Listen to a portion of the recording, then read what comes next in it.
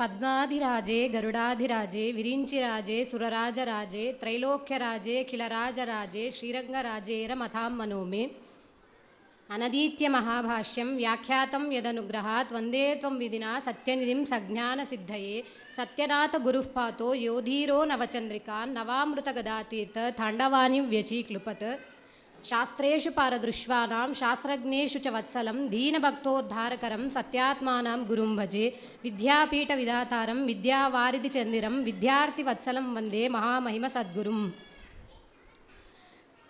ಕಾಶಿ ಮಹಾತ್ಮೆ ಇರೋದು ಬೆಟ್ಟದಷ್ಟು, ನಾನು ಇರೋದು ಹೆಬ್ಬಟ್ಟಿನಷ್ಟು. ಆದರೂ ದೇವರು ಗುರುಗಳ ಅನುಗ್ರಹದಿಂದ ಒಂದೆರಡು ಮಾತುಗಳನ್ನು ಹೇಳಲು ಪ್ರಯತ್ನಿಸುತ್ತೇನೆ. ಶ್ರೀ ಗುರುಭ್ಯೋ ನಮಃ. ಅಯೋಧ್ಯ ಮಥುರಾ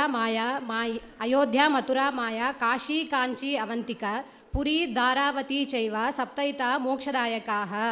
ನಮ್ಮ ಶಾಸ್ತ್ರಗಳಲ್ಲಿ ಮೋಕ್ಷ ಕೊಡುವ ಕ್ಷೇತ್ರಗಳು ಎಂದರೆ ಅಯೋಧ್ಯ, ಮಥುರಾ, ಮಾಯಾ ಎಂದರೆ ಹರಿದ್ವಾರ, ಕಾಶಿ ಕಾಂಚಿ ಅವಂತಿಕ ಅಂದರೆ ಉಜ್ಜಯಿನಿ, ಪುರಿ ಜಗನ್ನಾಥಪುರಿ, ದ್ವಾರಾವತಿ ದ್ವಾರಕ, ಈ ಎಲ್ಲ ಕ್ಷೇತ್ರಗಳು ಮೋಕ್ಷ ಕೊಡುವ ಕ್ಷೇತ್ರಗಳು. ಅದರಲ್ಲಿ ಕ್ಷೇತ್ರ ರಾಜ ಎನಿಸಿದೆ ಕಾಶಿ ಕ್ಷೇತ್ರ.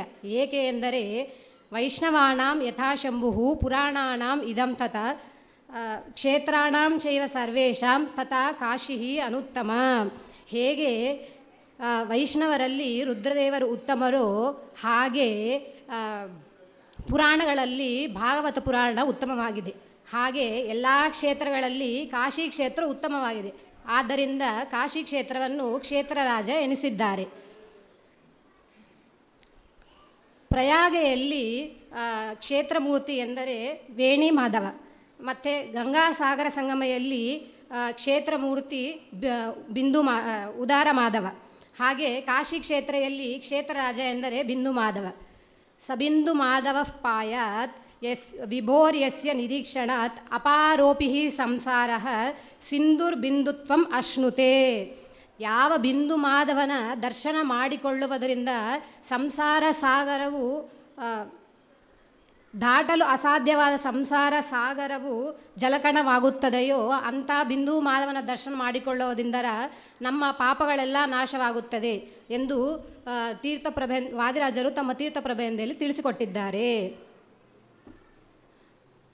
ಮನಯೇವ ಮನುಷ್ಯಾಣಾಂ ಕಾರಣಂ ಬಂಧ ಮೋಕ್ಷಯೋಹೋ. ಮನುಷ್ಯರ ಮನಸ್ಸು ಮೋಕ್ಷ ಮತ್ತು ಸಂಸಾರ ಮತ್ತು ಮೋಕ್ಷಗಳಿಗೆ ಕಾರಣವಾಗಿದೆ. ಅಂಥ ಮನಸ್ಸಿಗೆ ನಿಯಾಮಕರಾದರು ರುದ್ರದೇವರು.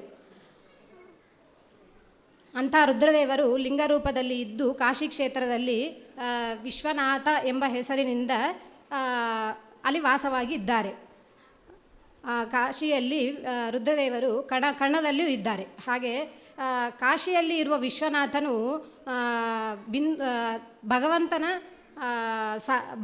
ಭಗವಂತನ ದಾಸನಾಗಿದ್ದಾನೆ. ಹೀಗೆ ವಿಶ್ವನಾಥ ಎಂದರೆ ರುದ್ರದೇವರು ಸರ್ವೋತ್ತಮರ ಅಲ್ಲಲ್ಲ. ವಿಶ್ವ ಎಂದರೆ ಜಗತ್ತು, ನಾಥ ಎಂದರೆ ರಾಜ. ಈಗ ರುದ್ರದೇವರು ಜಗತ್ತನ್ನೆಲ್ಲ ಪಾಲನೆ ಮಾಡ್ತಾರಾ? ಇಲ್ಲ. ಜಗತ್ತನ್ನೆಲ್ಲ ಪಾಲನೆ ಮಾಡುವವರು ಭಗವಂತನ ರುದ್ರದೇವರು ಕೂಡ ಭಗವಂತನ ದಾಸರೇ ಆಗಿದ್ದಾರೆ ಎಂದು ನಮಗೆ ಇಲ್ಲಿ ತಿಳಿದು ಬರ್ತದೆ. ಹಾಗೆ ವಾದಿರಾಜರು ತಮ್ಮ ತೀರ್ಥಪ್ರಬಂಧೆಯಲ್ಲಿ ಹೀಗೆ ಕೊಂಡಾಡಿದ್ದಾರೆ. ಮೌಲೌ ಯಚ್ಚರಣಾಂಬು ಫಲಕೆ ಯಸ್ಯಾಂಗ್ರಿರೇಣುಃ ಕಥಾ ಕರಣೇ ವಾಸಿ ತದೀಯ ನಾಮ ಹೃದಯ ಯದ್ರೂಪಂ ಯತ್ಸ್ವಾದಿತಂ ಕುಕ್ಷಯತ್ ತಪಸೇ ಪಟಂ ಕಟಿತಟಂ ವ್ಯಾಘ್ರಾಜಿನೇ ಸಂಸ್ಥಿತಿಃ ಪಾದೌ ಯತ್ಪುರಚಾರಿಣೌ ಸಹಿ ಸದಾ ತತ್ಕಿಂಕರಃ ಶಂಕರಃ. ಭಗವಂತನ ಪಾದದಿಂದ ಉದ್ಭವಿಸಿದ ಗಂಗೆಯನ್ನು ಅರ್ಥಾತ್ ಗಂಗೆಯನ್ನು ತಮ್ಮ ಶಿರಸೆಯಲ್ಲಿ ಧಾರಣ ಮಾಡಿದ್ದಾರೆ ರುದ್ರದೇವರು. ಭಗವಂತನ ಪಾದ ಧೂಳಿಯನ್ನು ತಮ್ಮ ಹಣೆಯ ಮೇಲೆ ಧಾರಣ ಮಾಡಿದ್ದಾರೆ.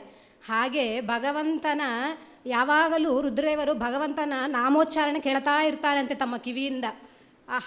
ತಮ್ಮ ಕಣ್ಣುಗಳಿಂದ ಭಗವಂತನ ರೂಪವನ್ನು ನೋಡ್ತಾ ಇರ್ತಾರೆ. ಹಾಗೆ ತಮ್ಮ ಹೃದಯದಲ್ಲಿ ಯಾವಾಗಲೂ ಭಗವಂತನ ಧ್ಯಾನ ಮಾಡ್ತಾ ಇರ್ತಾರೆ. ಮತ್ತು ತಮ್ಮ ಉದರವು ಸದಾ ಭಗವಂತನಿಗೆ ನಿವೇದಿತವಾದ ಅನ್ನವನ್ನೇ ಸ್ವೀಕಾರ ಮಾಡುತ್ತಾರೆ. ನೋಡ್ರಿ, ರುದ್ರದೇವರೇ ಭಗವಂತನಿಗೆ ನಿವೇದಿತವಾದ ಅನ್ನವನ್ನು ಸ್ವೀಕಾರ ಮಾಡ್ತಾರೆ ಅಂದರೆ ನಾವು ಭಗವಂತನಿಗೆ ನಿವೇದಿತವಾದೇ ಸ್ವೀಕಾರವನ್ನು ಮಾಡಬೇಕು. ಕಂಡದ್ದೆಲ್ಲ ತಿಂದರೆ ಮನಸ್ಸಿಗೆ ಕೆಟ್ಟ ಕೆಲಸಗಳನ್ನು ಮಾಡಲಿಕ್ಕೆ ನಮ್ಮ ಮನಸ್ಸು ಹೋಗ್ತದೆ. ಸದಾ ಕಾಲ ರುದ್ರದೇವರು ತಮ್ಮ ಪಾದಗಳನ್ನು ಭಗವಂತನ ತೀರ್ಥಯಾತ್ರೆಗಳನ್ನು ಮಾಡೋದಕ್ಕಾಗಿ ಮೀಸಲಿಟ್ಟಿದ್ದಾರೆ. ಅಂಥ ರುದ್ರದೇವರು ಯಾವಾಗಲೂ ಭಗವಂತನ ಸೇವಕರಾಗಿದ್ದಾರೆ. ಆದ್ದರಿಂದ ತೈಲಧಾರೆಯಂತೆ ಮನಸ್ಸು ಕೊಡೋ ಹರಿಯಲಿ ಶಂಭೋ. ನಾವು ಕೂಡ ರುದ್ರದೇವರಲ್ಲಿ ತೈಲಧಾರೆಯಂತೆ ಮನಸ್ಸನ್ನು ಕೊಡು ಎಂದು ಭಗವಂತನಲ್ಲಿ ತೈಲಧಾರೆ ಅಂತ ಮನಸ್ಸನ್ನು ಕೊಡು ಎಂದು ರುದ್ರದೇವರಲ್ಲಿ ನಾವು ಪ್ರಾರ್ಥನೆ ಮಾಡಬೇಕು. ಮತ್ತು ಗಂಗಾದೇವಿ ಉತ್ತರ ಪ್ರವಾಹಿನಿಯಾಗಿ ಕಾಶಿಯಲ್ಲಿ ಹರಿತಾ ಇರ್ತಾಳೆ. ದರ್ಶನಾತ್ ಸ್ಪರ್ಶನಾತ್ ಪಾನಾತ್ ತಥಾ ಗಂಗೇತಿ ಕೀರ್ತನಾತ್ ಸ್ಮರಣಾ ದೇವಾ ಗಂಗಾ ಯಹ ಸದಹ್ಯ ಪಾಪಾತ್ ಪ್ರಮುಚ್ಯತೆ.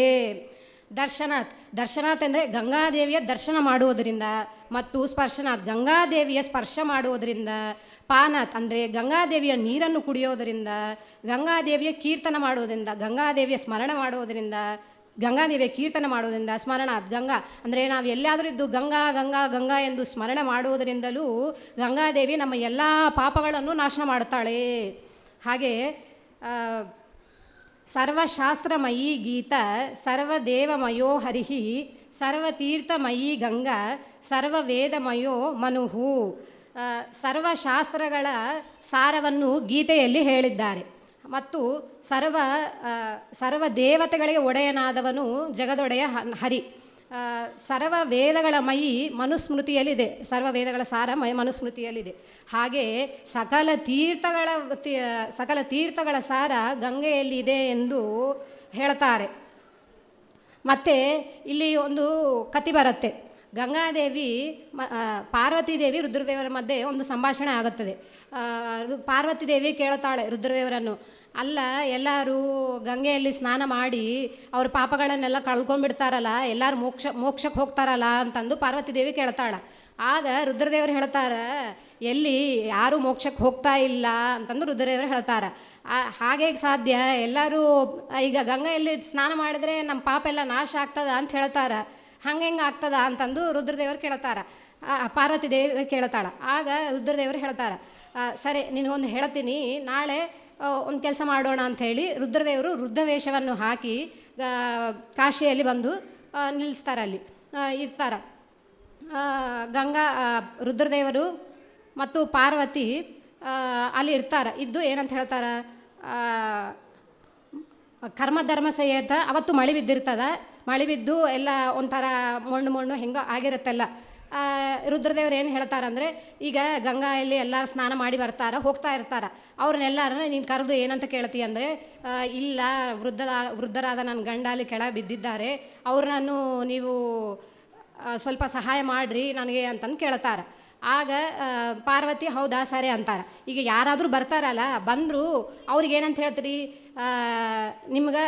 ನೀವೇನು ಪಾಪನೇ ಮಾಡಿಲ್ಲಲ್ಲ, ನಿಮಗೇನು ಸಂದೇಹ ಏನಿಲ್ಲಲ್ಲ, ನೀವೇನು ಪಾಪ ಮಾಡಿಲ್ಲಲ್ಲ ಅಂತಂತಂದು ಕೇಳ್ತಾರೆ. ಕೇಳಿದರೆ ಆವಾಗ ಸರಿ ಹಿಂಗೆ ಅಂತಂದು ಹೇಳ್ತಾರೆ. ಬೆಳಿಗ್ಗಿಂದ ಎಷ್ಟೆಷ್ಟೋ ಲಕ್ಷ ಜನ ಸ್ನಾನ ಮಾಡ್ತಾ ಇರ್ತಾರೆ, ಹೋಗ್ತಾ ಇರ್ತಾರೆ. ಪಾರ್ವತಿ ದೇವಿ ಅಲ್ಲಿ ನಿಂತು ಕೇಳ್ತಾ ಇರ್ತಾರೆ ಬಂದವ್ರನ್ನೆಲ್ಲ, ಅಲ್ಲ ನನ್ನ ಗಂಡಲ್ಲಿ ಬಿದ್ದಾನ, ಸ್ವಲ್ಪ ಸಹಾಯ ಮಾಡಿರಿ ಅಂತಂದು. ಸಹಾಯ ಮಾಡಿರಿ ಅಂತ ಕೇಳಿದ್ರೆ, ನೀವೇನು ಪಾಪ ಮಾಡಿಲ್ಲಲ್ಲ ಅಂತಂತಂದು ಕೇಳ್ತಾರೆ. ಎಲ್ಲರೂ ಇಲ್ಲ ನಂಗೆ ಪಾಪ ಮಾಡೀನಿ, ಹಿಂಗೆ ಸಂದೇಹ ಹೆಂಗೆ ಇರುತ್ತೆ